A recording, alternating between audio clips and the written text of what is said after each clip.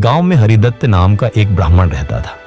सीधा साधा आदमी, खेत में हल्की फुल्की खेती करता था, लेकिन आमदनी इतनी कम थी कि ज्यादातर वक्त खाली ही बैठा रहता।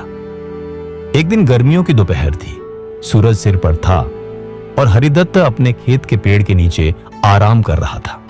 अचानक उसकी नजर जमीन पर पड़ी।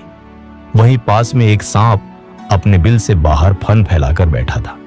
पहले तो हरिदत्त डर गया, लेकिन फिर सोचने लगा, शायद यही हमारे खेत का देवता है।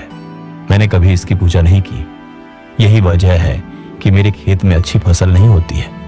उसने तुरंत फैसला लिया, आज से मैं इनकी पूजा करूंगा। वो उठा, किसी तरह पास के घर से दूध मांग कर लाया और सांप के बिल के पास रखकर बोला, हे देवता, मुझे माफ करना, आज तक कुछ पता नहीं था। अब से रोज आपकी पूजा करूंगा, कृपा करना। हरिदत्त चुपचाप वापस चला गया। अगले दिन जब वो वापस लौटा तो चौंक गया। जिस बर्तन में उसने दूध रखा था उसमें एक सोने की चमचमाती मुद्रा रखी थी। उसने झट से वो सिक्का उठाया और खुशी खुशी घर लौट आया। अब हर दिन यही होने लगा। वो कटोरी में दूध रखता था और अगले दिन उसे कटोरी में सोने का सिक्का मिलता था। हरिदत्त की किस्मत चमकने लगी थी, लेकिन सुख हमेशा नहीं टिकता। एक दिन हरिदत्त को किसी काम से गांव से बाहर जाना पड़ा। उसने अपने बेटे से कहा, बेटा, आज तू जाकर सांप के लिए दूध रखा।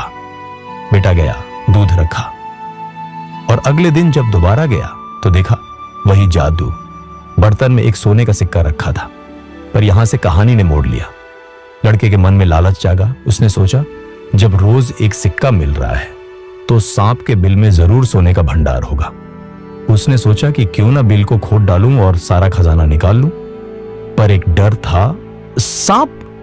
जैसे ही सांप दूध पीने के लिए बाहर निकला, लड़के ने लाठी उठाई और पूरे जोर से सांप के सिर पर वार किया, लेकिन सांप मरा नहीं, उल्टा गुस्से में आ गया। पलक झपकते ही उसने ब्राह्मण के बेटे को डंस लिया।